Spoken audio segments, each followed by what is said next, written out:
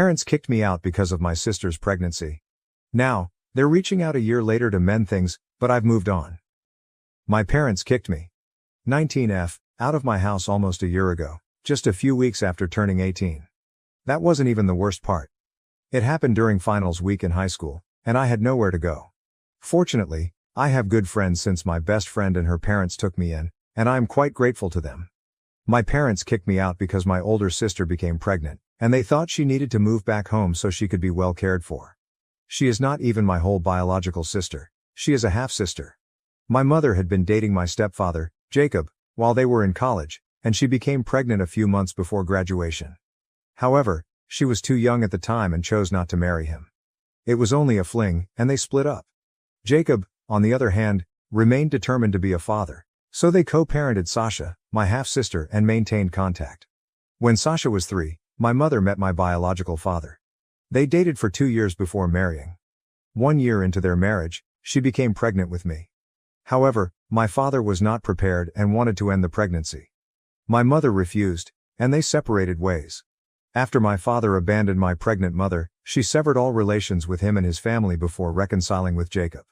My father had passed away by the time I was born, and my mother and Jacob reared me. They married a few years after her divorce from my father was finalized, but I never regarded Jacob as a family member because he never treated me as such. I guess Jacob reunited with my mother while she was pregnant with me because he still loved her and wanted to be on her good side. But to him, I was always a burden. He'd been frigid to me since I was a child, and Sasha treated me similarly. While I got along well with my mother, I never developed a bond with Jacob or Sasha, despite the fact that we lived as a family. They always treated me as an outsider.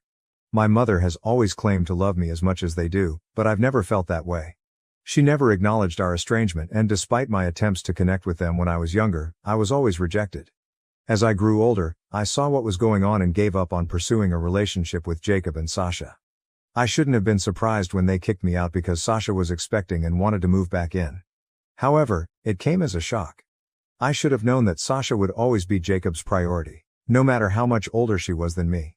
Still, I hoped my mother would defend me, but she didn't. Sasha approached me around a year ago, just 2 days before finals week, and informed me that she was pregnant. She was 24 at the time, which made her 6 years older than me. Despite this, my parents decided to kick me out to create a place for her and help her save money. Sasha and her boyfriend, who had been together since high school, lived in a little apartment not far from our house. I thought it was appropriate for her to remain there, but she wanted to return home. She didn't feel safe remaining in the apartment alone because she works from home and her partner has to travel for work on occasion. She wanted to move back in with her parents while pregnant to avoid being alone and save money on rent. Her boyfriend was also planning to move in with her at our apartment. So Sasha and my parents decided she would return home. That would have been okay with me, but they informed me I had to vacate my room for a few months since they required it for her. Sasha already had a room in our house, but after she left for college, Jacob converted it into an office. My parents informed me she couldn't stay in the living room, therefore the only option was for me to give up my room. They asked that I think of it as a sacrifice for my family. I might not have been as upset if they hadn't had this chat with me immediately before my first exam. I was already stressed from preparing for tests and I had a lot of exams coming up in the next 2 weeks. They only worried about Sasha and her pregnancy. I put my foot down and told them I wasn't leaving because Sasha had never treated me like family, so I didn't need to make any sacrifices for her.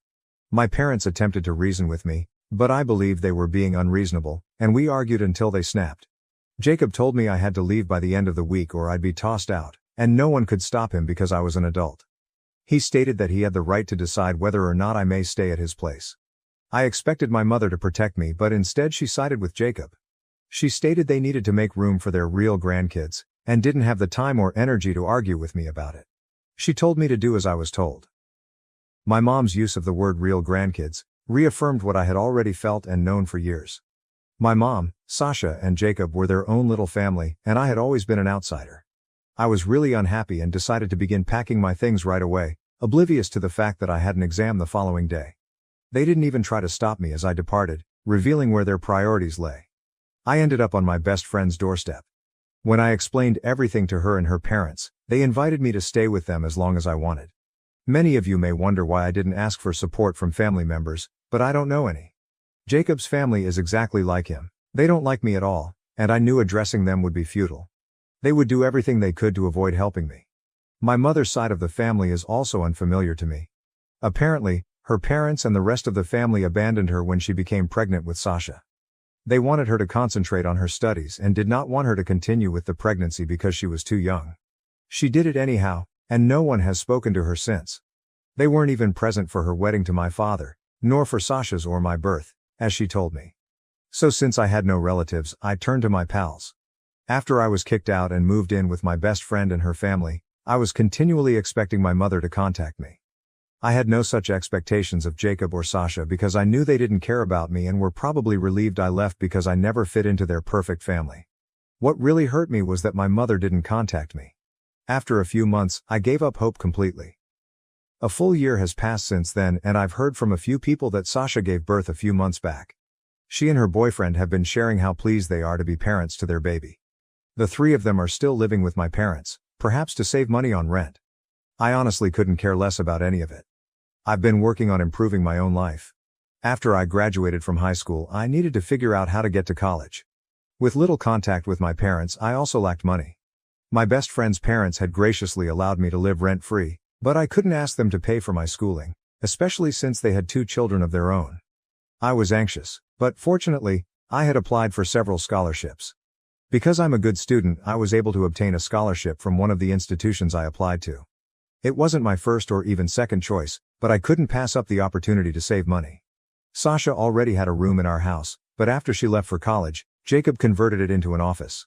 My parents informed me that she could not stay in the living room, so the only logical choice was for me to give up my room.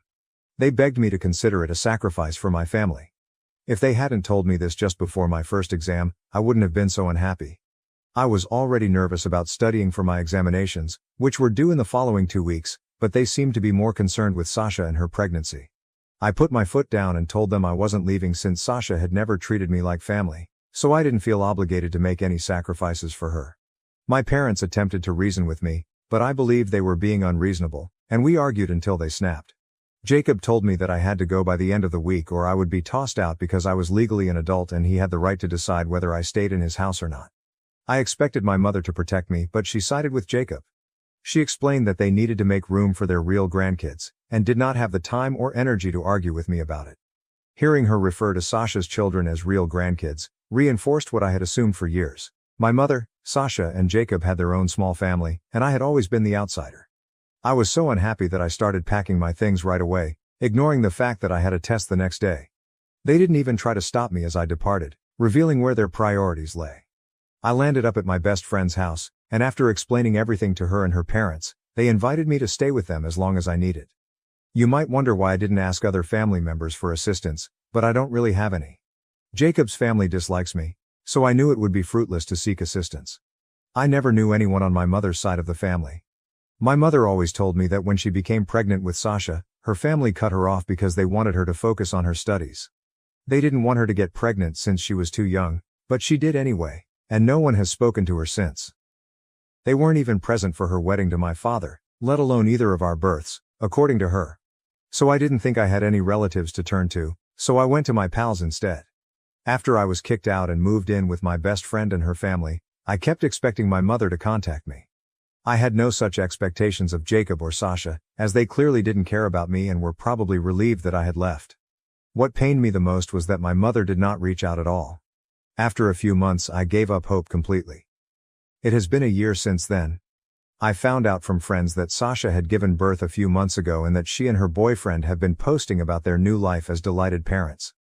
They are still living with my parents, probably to economize on rent. I honestly don't care about any of that stuff anymore. I've been working on improving my own life.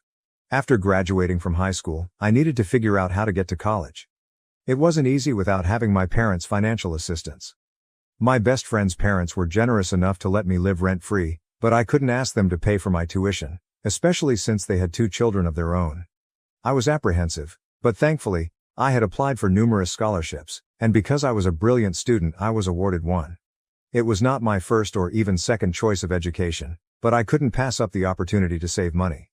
The scholarship covered 60% of my tuition. So I chose to get a student loan alongside my closest friends' parents as co-signers. I promised them that they wouldn't have to worry about repaying the debt because I would work while studying and pay it off myself. That is what I have been doing. It's been difficult, but knowing I'm succeeding on my own is wonderful. I hadn't heard from my family in a year and I wasn't expecting them to seek out. Surprisingly, approximately a week ago, my mother emailed me and asked me to come home for the weekend. She claimed she missed me, as did Jacob and Sasha, and they wanted to reconcile with me. She stated they were aware they had treated me unfairly. In the email, my mother was unusually charming, faking sincerity. Call it gut instinct, but I sensed something was wrong and did not answer. A few days later, she wrote another email, which I disregarded as well, despite my need to find out what was going on. I realized there had to be another reason. It was improbable they would suddenly feel sorry a year after kicking me out. It looked overly convenient. I received my response 2 days ago, when my maternal grandparents contacted me. I was surprised they were able to contact me, as I was certain my parents had not given them my information. They explained that they had to inquire around and eventually obtained my phone number from one of my high school acquaintances, who trusted them enough to disclose it. It turned out to be my best buddy, and I'm glad she didn't tell me since it was a welcome surprise. My grandparents called, and I couldn't believe it was them. I've never known them, seen them, or heard their voices. I was hesitant at first, but then they FaceTimed me and showed me old photo albums of my mother from her childhood and adolescent years. That's when I started to believe they were my grandparents. We all got rather emotional. I'm not sure why, but I just did. We began talking, and I shared details about my life. I tried to avoid talking about my parents, but it was pointless because they already knew everything. They claimed that one of the main reasons they had not contacted me before was because of my parents. They recently discovered the truth, which prompted them to contact us. I was perplexed. My mother had always told me that when she became pregnant with Sasha, my grandparents cut her off. That was everything I knew. However, there was more to the story. My grandparents emphasized that they were not opposed to my mother having Sasha. Rather, they opposed her connection with Jacob. My mother had lied about her parents to safeguard Jacob's reputation. My grandparents had been supportive of her pregnancy and informed her she had the freedom to choose. However, they did not approve of Jacob because he was a well-known addict.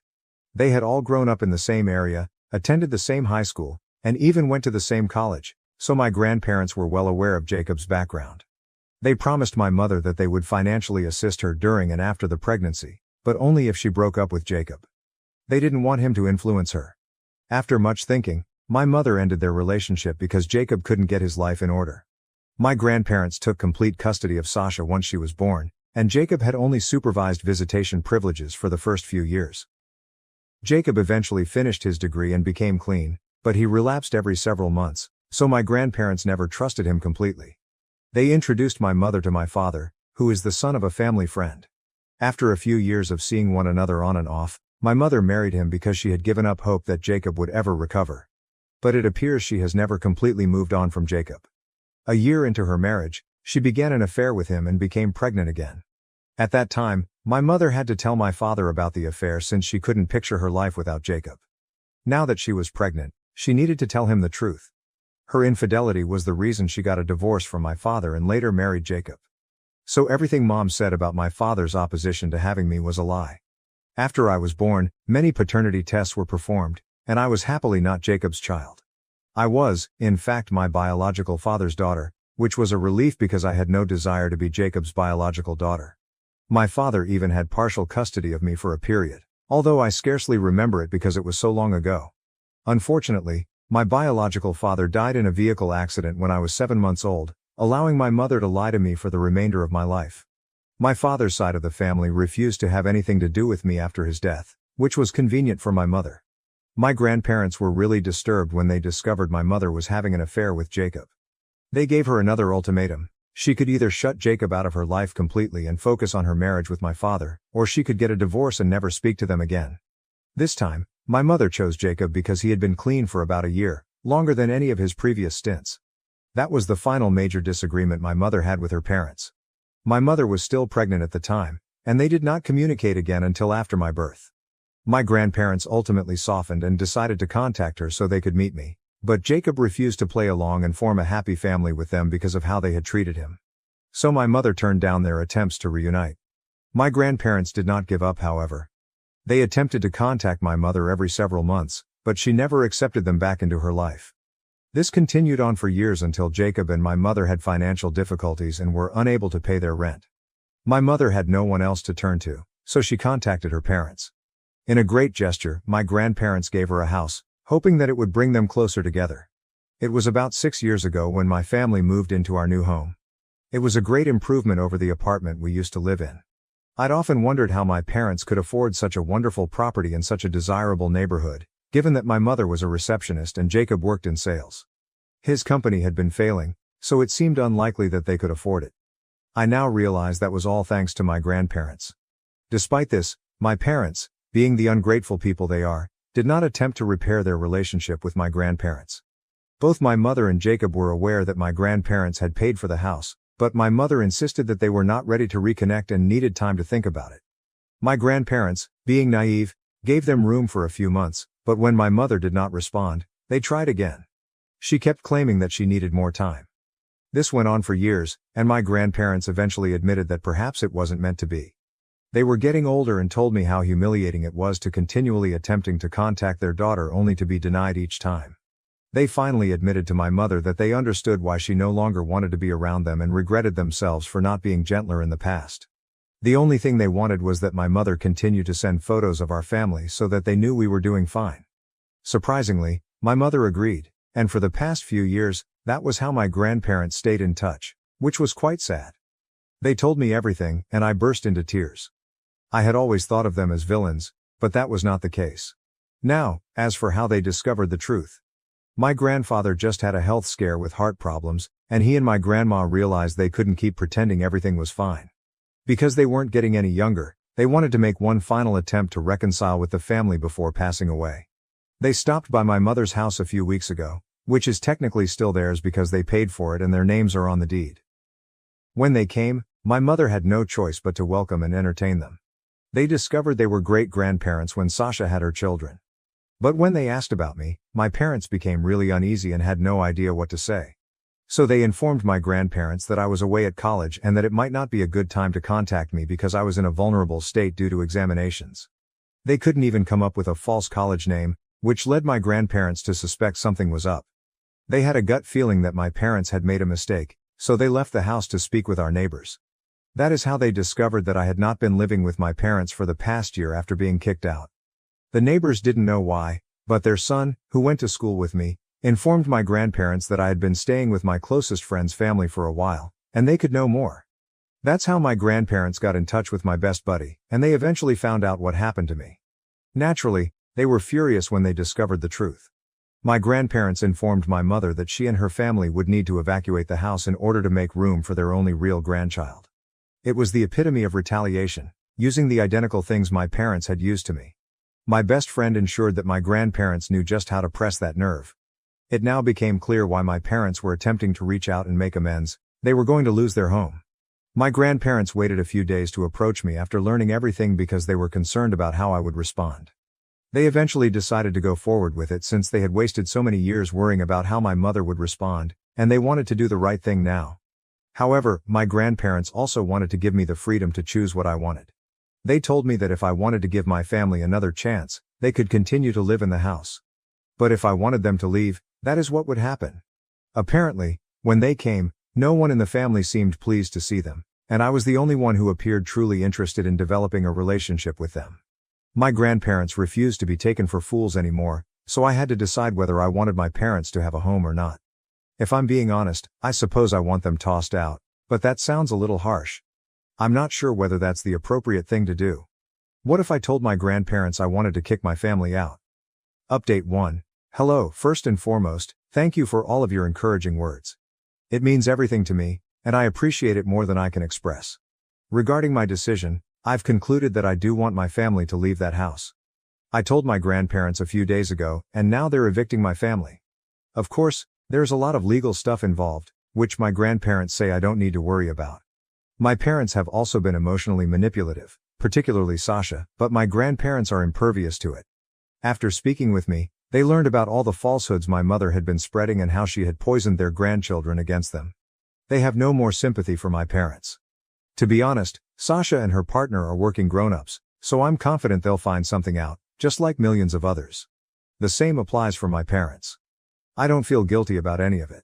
After all, they didn't feel horrible about kicking me out, knowing I was just 18 and still in school. Despite this, I was able to perform well academically, even though it occurred just before my exams. I urged my grandparents not to worry about my college tuition, but they insisted on handling the student loan I had taken out. They also apologized for not being present for me sooner. We have a lot to talk about and make up for, but everything is going great right now. Update 2. Hello, my grandparents began evicting my family a few weeks back, and they have till the end of next month to depart. My mother is not pleased about it. She felt compelled to inform me, writing an email a few weeks ago in an attempt to regain my trust and heal things, most likely so her parents wouldn't kick her out. The email was quite different from the one I had received before. This one was full of swear words, saying she wished she hadn't given birth to me. She even said she wishes I had been in the vehicle accident with my father, so we might both have died. So that's my mom for you. But it no longer bothers me since, to me, she is not family. If I'm being honest, my only family now consists of my grandparents, my best friend, her parents, and a few relatives whom my grandparents are introducing me to. My mother broke them off long ago since she didn't want anything to do with her family. It's an unusual scenario, but I'm adjusting. Update 3. Hello, the holidays have just begun, and I'm back home in my old house. It feels strange to be here, but my grandparents have been living in the house since my family departed, and they've done an excellent job of renovating it. Even my room seems like home again. We'll be throwing a Thanksgiving dinner shortly, and we've invited some family members, my best friend, and her parents. I feel like my life is finally getting back on track. I'm very happy, and I wish I could stay this way forever.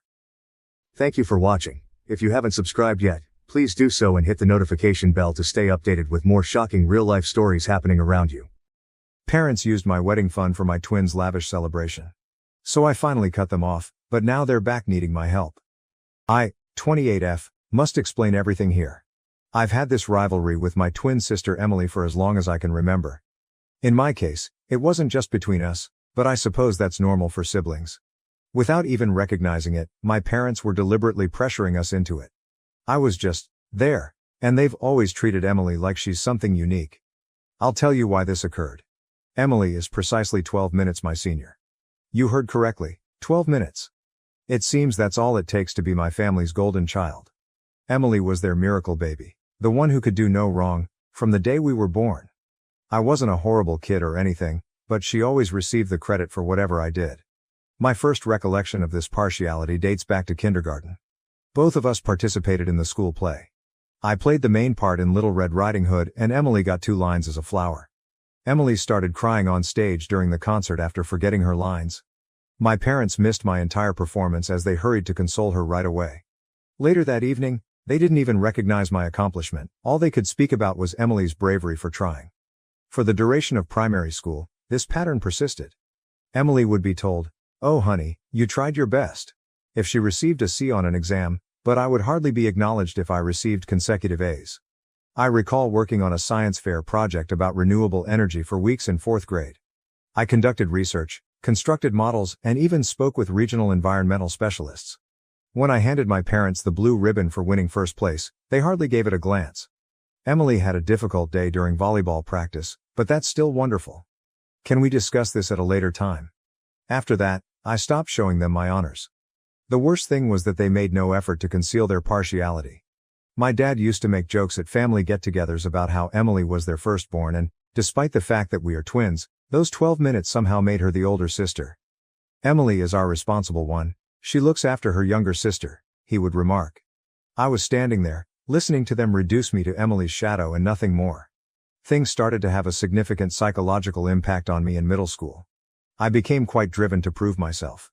I joined as many clubs as I could, including the student council, the debate team, and the math club.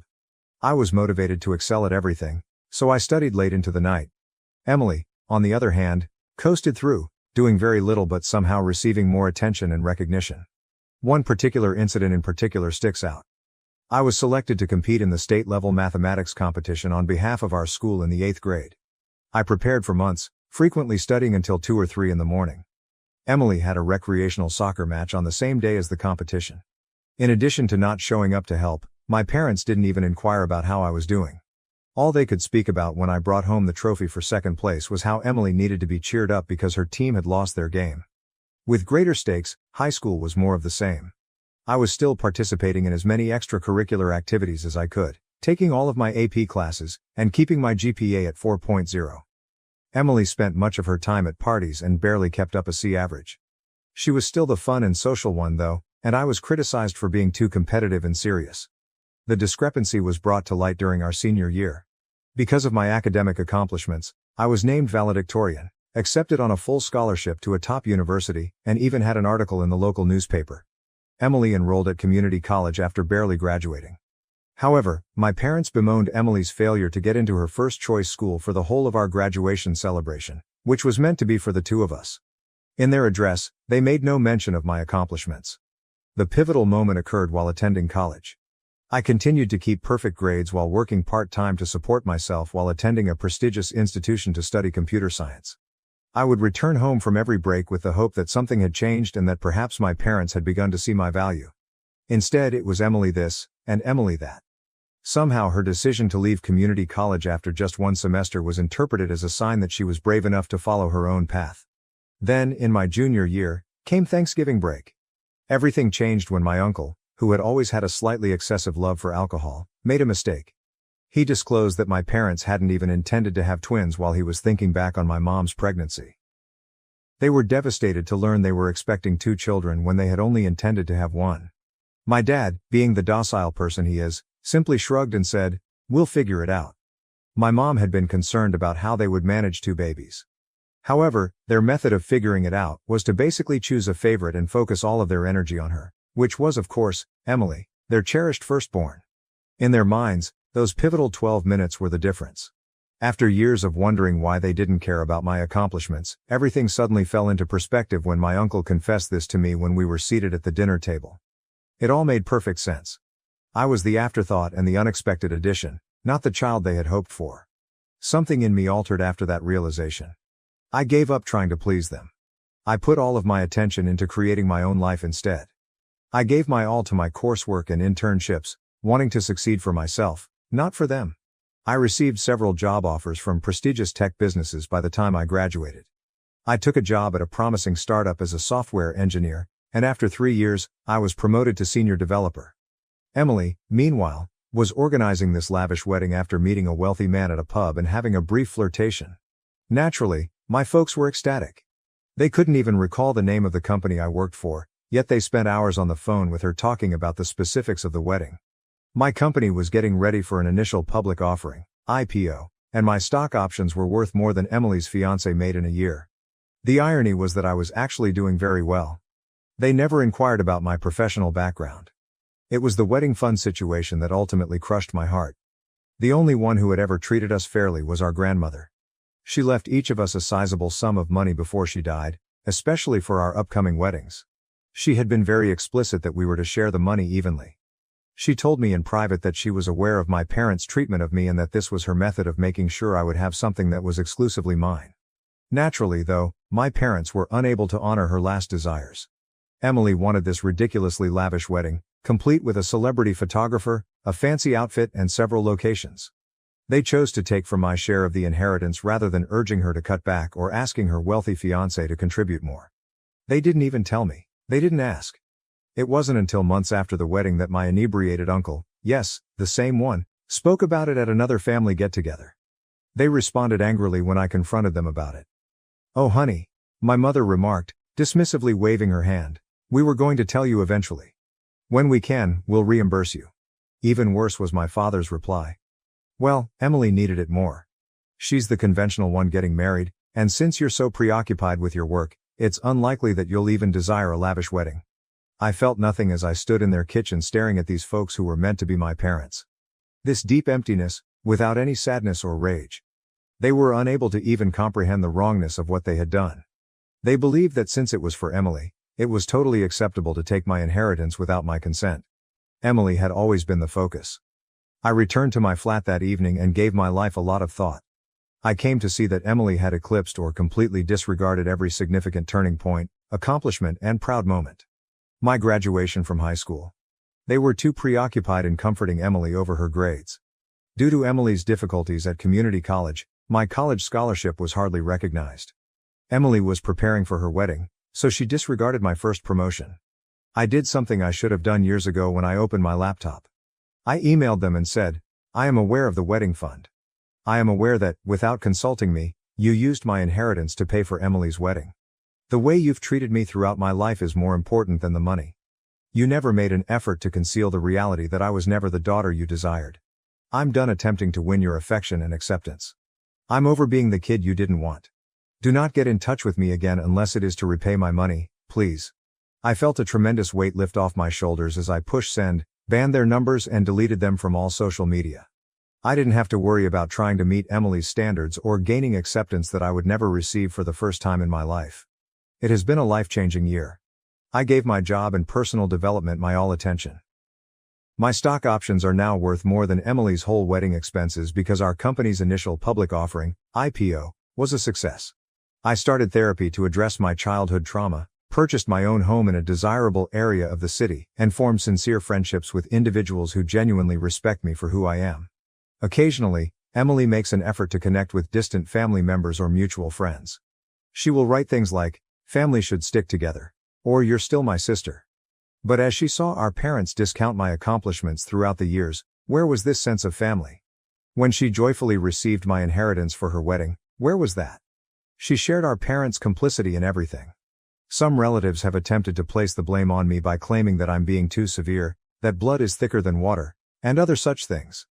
However, these are the same individuals who silently observed my parents' years-long favoritism of Emily. They remained silent after seeing my treatment. They are no longer able to express an opinion. It's interesting because cutting them off has made me realize who my true family is. My therapist, who is helping me see that none of this was my fault. My coworkers, who applaud my accomplishments, and my college best friend, who assisted me in moving into my new home. The ones that genuinely care about me are these.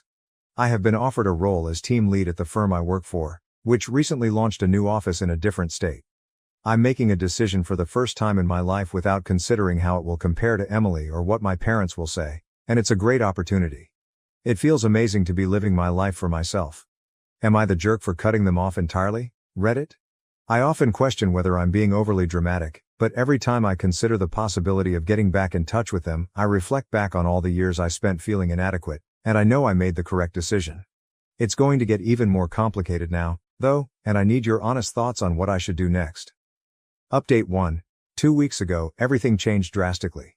My phone began ringing with several calls from my uncle when I was in the middle of a team meeting. My initial reaction was to ignore it because family calls always indicate turmoil, but I decided to answer it because there was something unique about receiving several calls in quick succession. He began, trembling a little. "Hey, it's Uncle Greg." I knew right away that something was amiss. He is typically the type of guy that remains positive even in the face of adversity. "I need to discuss your parents with you." I felt sick to my stomach. I knew this couldn't be good news because I hadn't heard from them in 2 years. "What's happening?" Trying to speak steadily, I asked. "They were involved in an accident. A rather poor one. They are in the medical facility." He paused, and I heard him inhaling deeply. "Their car was struck by a truck that ran a red light. Your dad is in critical condition, and your mom has several fractures. They have spent a few days in the hospital." Days. I said it again, raising my voice. "And until now, no one had the idea to tell me." He said, "They wanted me to let you know," in a calmer tone. "I believe, they want to see you, I believe. That's not all though. Their insurance is having issues." There was, of course. He went on to tell me that 6 months prior, my parents had allowed their health insurance to lapse.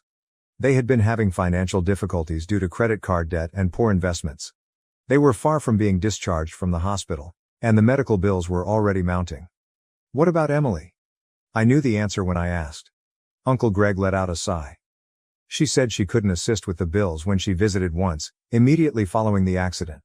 She didn't want to ask her husband for money so soon after their honeymoon, for some reason. She is occupied with her stepchildren, her new family." That made me giggle. Emily is typical, always coming up with an excuse. Emily was too proud to approach her wealthy husband for assistance with our parents' medical expenditures, even though she had no trouble taking my fortune for her wedding. I sat in my office for a while after I hung up with Uncle Greg, gazing out the window at the skyline of the city. I didn't miss the irony. Now that my stock options had vested and I had more than enough money saved to pay for their medical expenses, I was truly in a position to assist them. Did I want to, though? I was unable to concentrate on anything else for the following few days. I jumped every time my phone buzzed, anticipating a call regarding their status. I couldn't stop picturing them in hospital beds, presumably wondering if I would ever arrive. Since they were my parents, I felt bad for even thinking about not helping. The years of favoritism, the stolen fortune, and the way they only contacted me now because they required something from me were all brought back to me though. Simply put, this was about money. Not about re-establishing contact or making amends. 3 days after Uncle Greg called, Emily texted me. I am aware that you are performing well at work. Parents are in dire need of assistance. This is your opportunity to act morally. My opportunity to act morally? When she was using my inheritance to pay for her wedding, where was this moral compass? Where had she been all those years when she saw our parents brush off my accomplishments? My parents finally called themselves after a week of internal conflict. Although my mother's speech was weak and obviously influenced by painkillers, her deceptive methods remained same. As if the past 2 years of silence hadn't occurred, she began, "Sweetheart, we're in a really tough situation here. According to the specialists, the expenses might reach $200,000, not including rehabilitation. We acknowledge our shortcomings as parents, but..." I interrupted her. "No, you aren't, and you never will be. You haven't gotten in touch with me in 2 years, and the only reason is that you need money." My dad's voice said, "That's not fair." He was probably on speaker. "Your parents are us. Family supports family." That statement, "family helps family," set me off. Anger that had been bottled up for years came to the surface. "Family helps family." I said it again. When you used my inheritance to pay for Emily's wedding, where was that feeling? When you missed my college graduation, where were you? Where did you neglect every significant event in my life because you were too preoccupied with showing your admiration for Emily? After a brief period of silence, my mother began to cry. Those recognizable, cunning tears I had heard so many times when she wanted to make me feel bad. She said, "How can you be so cruel? The hospital is where we are. Your dad may require surgery. Will you truly desert us at this point?" I inhaled deeply before uttering the words I had been wishing to say for years. "Yes, in fact. Yes, I am. All my life you emotionally abandoned me. You just thought of me as Emily's shadow and your fallback option. Now that Emily is refusing to assist, you turn to me. No, I will no longer be your last option. Starting with, 'But we're family,' my father said." "No," I cut in. "We're not. Since you determined that Emily was the only child deserving of your love, we have not been family. I'm finished. Never get in touch with me again." After hanging up, I blocked their numbers once more. I then texted Emily one last time, saying, "They're also your parents. Try it yourself." The days that followed were extremely difficult. I would always have these moments where I would doubt my choice. Was I being too severe? Despite all, should I still assist them? But every time those thoughts surfaced, I was reminded of how they had treated me throughout my life and how they had only ever contacted me when they wanted something. Yesterday, Uncle Greg gave another call. He attempted to guilt-trip me by claiming that my parents required physical therapy and surgery since their health was deteriorating. He said they might lose everything and that they were discussing remortgaging their home. The problem is that I have no responsibility for their financial difficulties. They made their decisions. They decided to give Emily preference. They decided to squander the money I left them. They decided to allow their insurance to expire. They are currently dealing with the fallout from their decisions. Some may accuse me of being heartless. Perhaps I am. But I've been striving to be good enough and win their love my entire life, and I'm done. I am no longer the fallback option. When Emily refuses to take charge, I'm done being the one who has to make all the repairs. For the first time in my life, I'm choosing myself, even though I realize this makes me seem callous. My mental well-being is more important to me than their guilt trips. My financial stability is more important to me than their shoddy preparation. Reddit, I know I previously questioned whether I was the jerk for cutting them off, but I need to know if I'm the jerk for not helping them pay their medical costs. This one even seems unclear to my therapist. While I feel bad about it, I also think that this is just another instance of them only wanting me around when they need me. And believe me, the narrative doesn't end here. The situation is going to become considerably more intricate. Update 2. My life took yet another drastic change 3 days ago. I was enjoying a peaceful evening at home after a very demanding workday during which we had completed preparations for the opening of our new office. My doorbell rang at precisely 8:07 p.m. when I was studying some project paperwork, enjoying a glass of pricey red wine, a minor luxury I now permit myself, and some classical music playing softly in the background. I hadn't ordered anything and most of my friends normally text before coming over, so I wasn't expecting anyone. I froze, staring through the peephole. Emily was standing there looking like the affluent trophy wife she had become, complete with a fashionable gown, flawless makeup, and a $15,000 Hermes Birkin purse in her hand. I was aware of the irony. That bag alone could have paid for a sizable amount of our parents' medical expenses. I briefly thought about acting as though I wasn't home, but throughout the previous few weeks, I had undergone a transformation. I was no longer the person who squirmed around Emily. She had intimidated me for too long, and I had allowed her to win. No more. I opened the door with my cool, controlled and slightly dismissive corporate boardroom demeanor. Leaning against the doorframe, I remarked, "Well, if it isn't my dear sister. What brings you to my humble abode?" Without waiting for an invitation, she swept by me and entered my apartment. Emily's usual behavior. Her gaze swept across my living area, taking in the original artwork on the walls, the contemporary furnishings, and the floor-to-ceiling windows that overlooked the city. I could picture her mentally listing everything, most likely contrasting it with her suburban McMansion. She said, "Nice place," in a tone that suggested the exact opposite. Very cozy. She used the word cozy with that special emphasis that affluent people give to something they think is beneath them. "Stop wasting your time, Emily. Why have you come here?" She turned to me, adjusting her scarf, an anxious habit from childhood. "Mom and Dad are deteriorating. Mom's physical treatment isn't covered by their payment plan, and Dad needs emergency surgery for internal bleeding they missed at first. Unless they can provide proof of payment, the hospital threatens to suspend treatment. They are discussing selling the house." I saw her knuckles whiten as she gripped her fancy purse more tightly. Emily in her classic form. She was clearly preparing for something. And that's my problem because... I arched an eyebrow, purposefully imitating her patronizing tone from our early years. "Because you can help them," she said, her immaculate exterior beginning to falter. "I am aware that your business went public.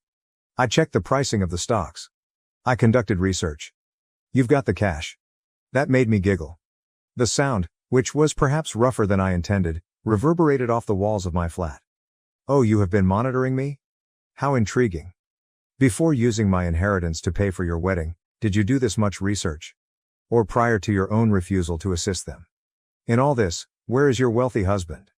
Emily's face turned red, another vivid memory from my early years. Her dramatic outbursts, which always ended with our parents comforting her, were always preceded by that flush when we were little. "That's different," she stammered as her poise continued to falter. "I now have a new family. I have obligations. Consider stepchildren. We each have our own financial plans, James and I. When a family situation arises, I can't just throw money at it." "Can't just what?" With a strong voice, I interrupted her. "Can't you simply assist your parents, who have given you everything? Who paid for your wedding with my inheritance? Who prioritizes you the most? Who didn't attend my college graduation to assist you with your apartment move? Those parents." She waved her hand dismissively and said, "That's ancient history." But I saw that she stepped back. "This is roughly right now. You're being selfish, and they need help." Her use of the word selfish was the last straw. A lifetime of repressed rage and bitterness abruptly solidified into a chilly, unambiguous goal. I went silently to my home office, picked up my laptop and a few papers off my desk, and then went back to the living room. "Emily, would you like to discuss money? Let's have a conversation." I rotated the screen of my portfolio dashboard in her direction. "Look at these figures. My stock options are these. I'll explain it to you in words you can comprehend. This is more valuable than James, your husband, will be in 3 years. That home of which you're so proud. If I wanted to, I could pay cash for it tomorrow." As she gazed at the numbers, her face turned white instead of crimson. I went on, bringing up papers such as my investment portfolio, my pay stubs, and the most recent offers I had gotten from rival businesses. But you're a tech worker." For the first time I could recall, she stumbled, "You're just a programmer." Her voice was small. "Emily, I'm now a senior development director. I was making something for myself while you and your wealthy husband were playing home. I also did it without treading on anyone else, unlike you." I clicked firmly to shut down my laptop. Without using any of my resources, I could assist Mom and Dad by covering their medical expenses. However, I won't. She murmured, "You're being cruel." But I could see that she realized that her younger sister had outwitted her. "No, it is terrible to stand by and do nothing while your sister is ignored her entire life. Without asking, cruel is stealing her inheritance. Cruel only shows up at her door when you're in need. I approached the door and pulled it open. Are we finished here? Don't return? Clutching her pricey purse like a shield, she stood there. She made one final attempt to say, "You'll regret this," but her voice lacked the assurance it usually possessed. When they lose everything. My only regret is that I didn't cut you all off sooner. Emily, goodbye. I poured myself another glass of wine after she left, a $200 bottle I had been putting away for a special occasion, and this one felt like it, and then I went out to my balcony. In front of me, the city lights were a tapestry of freedom and opportunity. I felt totally free for the first time in my life. No more living in Emily's shadow, no more feeling guilty, no more looking for approval. My phone was inundated with notifications the following morning. Apparently, Emily had spent the night phoning every member of the family she could get through to tell them how I had changed, how prosperity had made me callous and uncaring, and how I was leaving the family when they needed me most. Uncle Greg wrote me a very long mail on karma and family responsibilities. In response, I shared a comprehensive folder with the family group chat. It included scanned copies of my inheritance documents, bank statements that revealed how my money was used for Emily's wedding, text messages from Emily stating that she would not assist with the medical bills despite her affluent lifestyle, and a breakdown of my current net worth that showed exactly how much I could contribute if I so desired. After that, the family conversation became very silent. Our cousin Angela was the only one to reply, "Holy, you actually did it, didn't you? In fact, you were successful on your own." I worked on my future plans over the course of the following few days. In another state, I accepted the promotion, which came with a bigger package of stock options and a substantial rise. The real estate agent believes my apartment will sell for a lot more than I'm asking for in this neighborhood, so I put it up for sale. I've already begun searching for real estate in my new city. This time, perhaps a penthouse.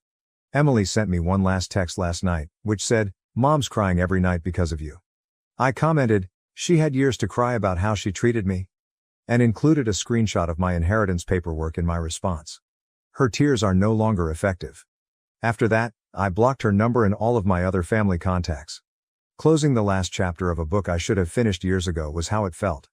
You have been amazing during this journey, Reddit. Your encouragement made it clear to me that I wasn't alone in my feelings and that it's acceptable to put oneself above harmful family members. Your remarks served as a constant reminder of my decision-making process whenever I had second thoughts. Recently, I received a message questioning if achieving financial success was worth sacrificing my family. The truth is, though, that I didn't lose any. Folks who never treated me like family in the first place were folks I broke free from. My achievement just gave me the courage to refuse their treatment. It didn't change who I am. I want to express my gratitude to everyone who told me similar stories, gave me advice, or just confirmed how I felt. When I most needed strength, you gave it to me. I will begin looking for a home in my new city next week. A new life, a new career, and a new home. For the first time, I'm looking forward to the future without being constrained by obligations to my family. Aida. To some, perhaps. However, I've come to the crucial realization that sometimes being branded an asshole by toxic individuals is a sign that you're finally advocating for yourself. Reddit, thank you. I was able to discover my value and voice thanks to you. Thank you for watching. If you haven't subscribed yet, please do so and hit the notification bell to stay updated with more shocking real-life stories happening around you. I found tampons in my husband's car. I wished he had been unfaithful to me instead, so that my kids wouldn't have had to go through this. I am a 29-year-old female who has been with my 30-year-old husband for 7 years, married for 4.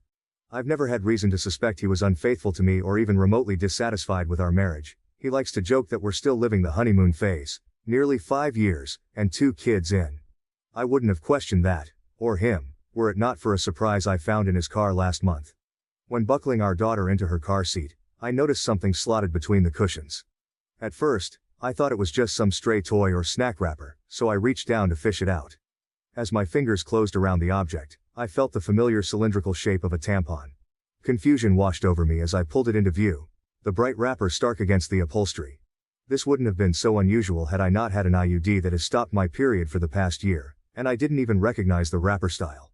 It was a brand I'd never used, a small but glaring discrepancy that made my stomach churn. I brought it to my husband's attention later that evening, still holding the offending item like it was evidence in a mystery I was desperate to solve.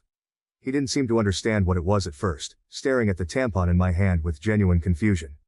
"Why are you showing me this?" he asked, his brow furrowing. I took a deep breath, trying to keep my voice steady. I found it in your car, between the cushions. And it's not mine. I haven't had a period in over a year, remember? His face remained blank for a moment longer before realization dawned. He shrugged and said it probably belonged to his co-worker, Fiona. His initial confusion quickly gave way to dismissiveness as he waved off my concerns with a nonchalant explanation. Probably Fiona's, he said with a shrug, turning back to his phone. She must have dropped it when we went out for lunch the other day. I stared at him, waiting for a sign that he understood why this was bothering me. But there was nothing. No apology. No concern. Just a casual dismissal. It was as if the tampon was no big deal, and I was overreacting. His indifference felt like a slap in the face, leaving me reeling and questioning everything I thought I knew about our marriage. It's not uncommon for my husband to carpool to lunch with his co-workers, and we're both fairly close to Fiona and her husband. The thought of my husband carpooling with Fiona and her husband had always been a non-issue. They were friends after all, and it wasn't uncommon for them to share rides to lunch. In fact, we often socialized as couples, spending weekends at each other's houses for barbecues or movie nights. Fiona and I had even bonded over shared experiences, like the challenges of balancing work and family life. Our kids played together while we chatted about everything from the latest office gossip to more personal topics. It made sense, considering how often they carpooled. I reassured myself that the tampon could have easily slipped out of Fiona's purse during one of these outings, no big deal. Maybe it fell out when she was grabbing her phone or wallet, getting jostled around in the process. No big deal, right? It was just one of those little accidents that could happen to anyone. I brushed it off as a harmless mistake, convincing myself there was no need to worry. After all, our friendship with Fiona and her husband was solid, built on years of trust and shared experiences. There was no reason to suspect anything out of the ordinary. So, I pushed the unsettling discovery to the back of my mind, determined not to let a small, easily explained incident cause unnecessary drama. I put it out of my mind until we had dinner with Fiona and her husband a couple weeks later. I had sincerely wanted to believe my husband. I just couldn't get over the way it had been tucked in the seat and how my husband had seemed not to have any regard for it whatsoever. Maybe playing dumb. I don't know. I did something that I now feel kind of crazy for doing. I faked an emergency, and asked Fiona if she had any tampons while we were out together. She handed me one almost identical to the tampon I'd found in our back seat, and I breathed a sigh of relief. So the tampon there was probably the same tampon here, and in all likelihood, there was an innocent explanation as to why it had been left in the back seat in the first place. I thought I'd seen the last of the out-of-place feminine hygiene products until I found another tampon this morning. This time in my sock drawer. I feel physically ill at the thought of my husband having an affair and even more nauseated at the thought that the woman might have left these tampons out for me to find. If it was my husband's co-worker, why would she give herself away by offering me one the other night? In any other situation I would want to talk to my husband about this, but I feel too sick, and embarrassed, to approach him with what I found. Contemplating every possible source of 2 tampons has been my personal hell for the past few weeks, but I wanted to share an update. Shortly after posting here, I told my sister what happened. The tampon in the back seat and the sock drawer, my husband's cluelessness, the tampon from Fiona, and all the things I suspected but didn't want to believe. We compared tampons, save for the back seat one I had already discarded, and they were a match, just in different absorbents. I hadn't left either in a place where my husband or daughters would have found them and moved them around. My daughters didn't know what they were or where they had come from. My sister was convinced it was Fiona either pucking my husband, pucking with me, or both. Direct confrontation of either party still seemed like a bad idea, so she suggested inviting Fiona and her husband over for our Labor Day barbecue. Unfortunately, they already had plans. My sister and I agreed that it was too soon for cameras without any other evidence, so it was just a waiting game from there. Watching my husband for any changed behavior, there was none. Our house for any misplaced foreign items, there were none, and even the girls for any new friends they might have met. My sister's husband was adamant on this last point, and partly why he was inclined to believe that the tampons were harmless. If anything had been happening in or around our home, he said, it would be nearly impossible to keep it from me and the girls, since my husband was the one taking them to and from daycare and most other activities during the week. I felt a good bit of consolation in that. It wasn't until my younger daughter, 2yo, came down with something last week that I felt any differently. I wanted to be the one home taking care of her, but my husband insisted that I stay at work while he stayed home with her. I was okay with that. My sister and her husband figured it was a good sign that he would take the time off at a moment's notice, and at that point, we were all already beginning to put the tampon fiasco behind us. By the 3rd or 4th day, I was just happy to see a near-healthy child and a husband who was helping see her through it. Toward the end of that week though, I came home to something strange. The toddler that I'd left that morning in an old PJ set was now dressed in a onesie I'd never seen before, with a tiny clip in her hair. I can't say I have the sharpest memory, but I have a pretty good sense of what my kids wear on a day-to-day basis, and particularly what kinds of clothes they wear. I'd sworn off the full-length sleepsuits with snaps across the front long before we'd ever had our second. The long snaps are just a pain in the ass and a no-go for efficient diaper changes, IMO. It's just not something I would dress her in, and my husband knows as much. He doesn't plan for, or buy the girls' clothes, and he certainly doesn't accessorize them, so I was bewildered. And kind of floored at the thought of someone around our sick child without my knowledge. I didn't think twice, and I went straight to my husband to ask if anyone had been over to see him or the girls. He seemed confused, like before, and asked me why I would think that. It had just been him and the kids all day. I asked him again, if someone had so much as stopped by to say hello, and he denied it. He told me to calm down. I might have lashed out and come forward with the accusations right then and there, but our older daughter was in the room and she sensed something was up. In a calmer voice, I asked him a third time if anyone had been around our children, and my husband swore that the girls hadn't been around anyone but him. He also denied buying new clothes or doing anyone's hair. With our daughter in the room and my emotions all over the place, I decided to leave it. I couldn't make sense of it then, and it hardly seems clearer now, after I've driven myself half crazy with explanations that aren't adding up. After nearly losing my mind over a hair clip and a onesie, I realized I wasn't getting anywhere with the accusations and half-baked guesswork.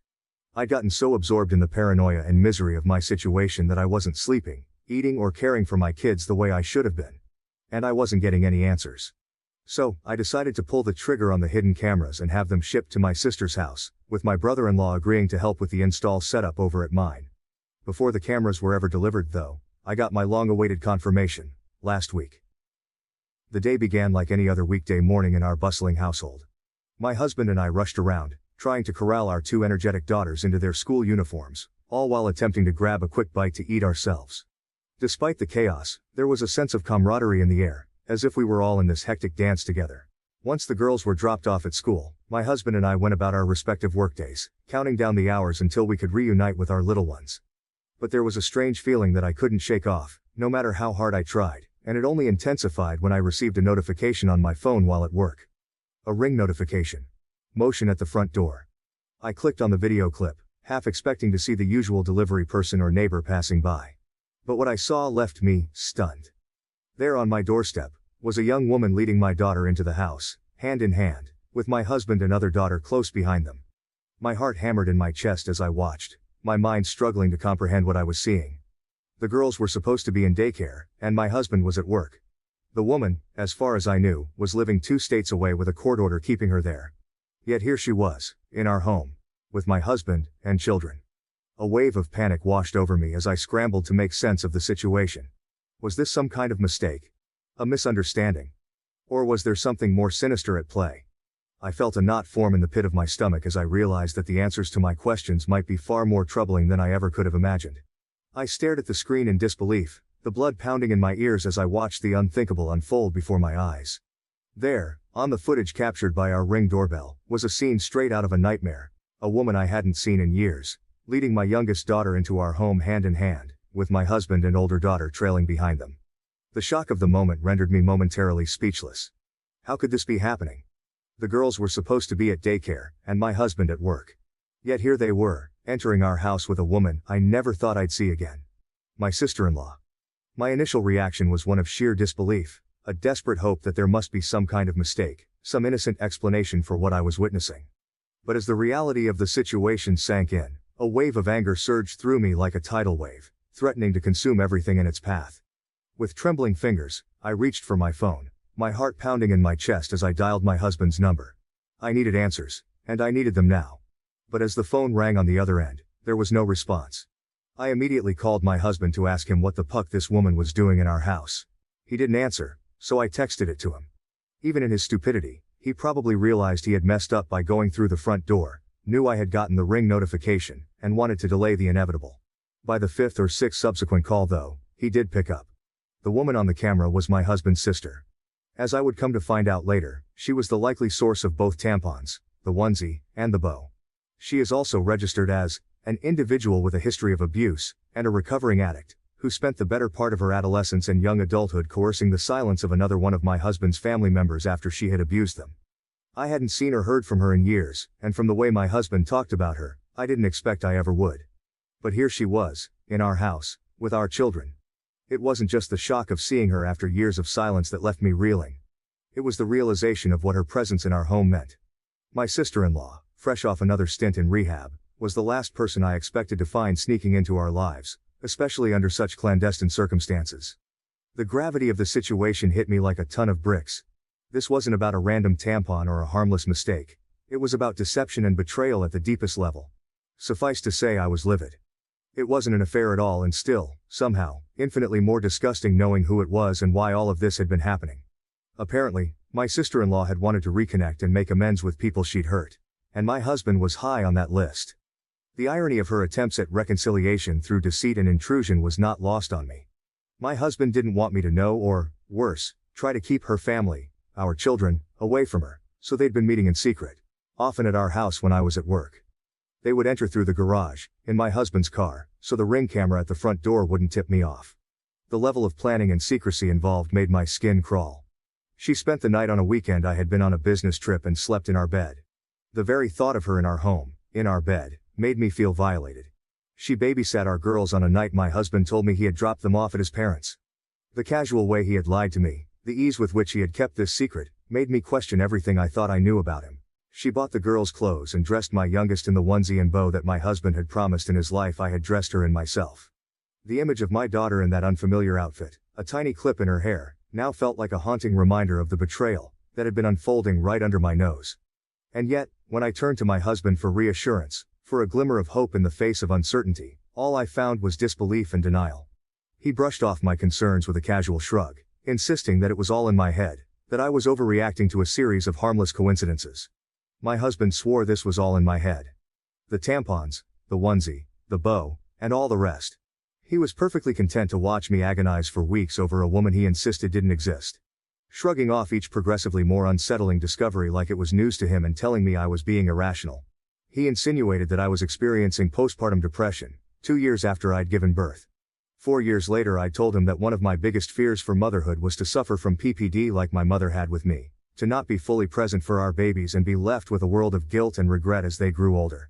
But as the weeks stretched into months, and the truth remained stubbornly elusive, my patience wore thin, replaced by a simmering rage that threatened to consume me whole.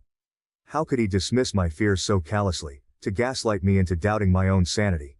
How could he stand idly by as our family teetered on the brink of collapse?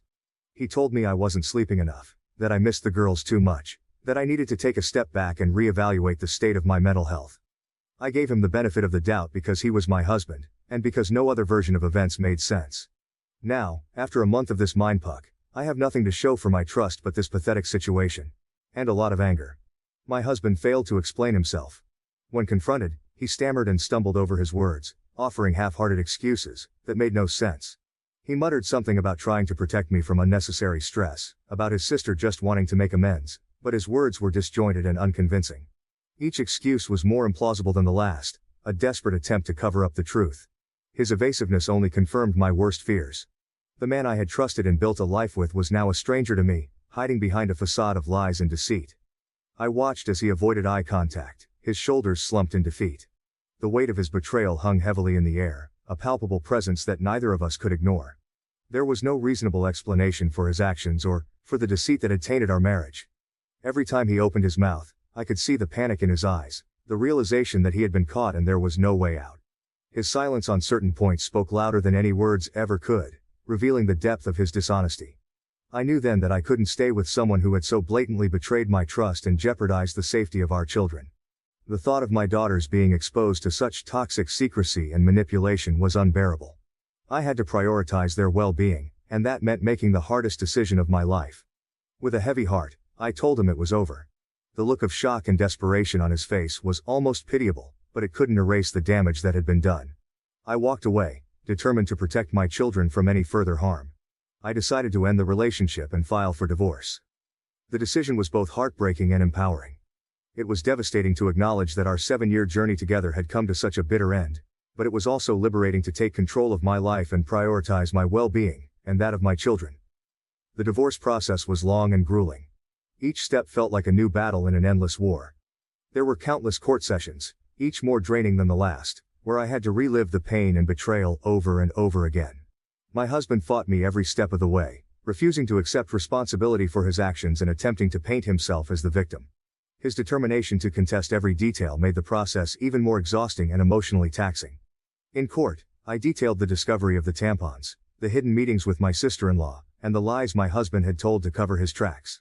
I showed the ring footage, which captured her entering our home with my children, and provided testimonies from my sister and brother-in-law to corroborate my claims.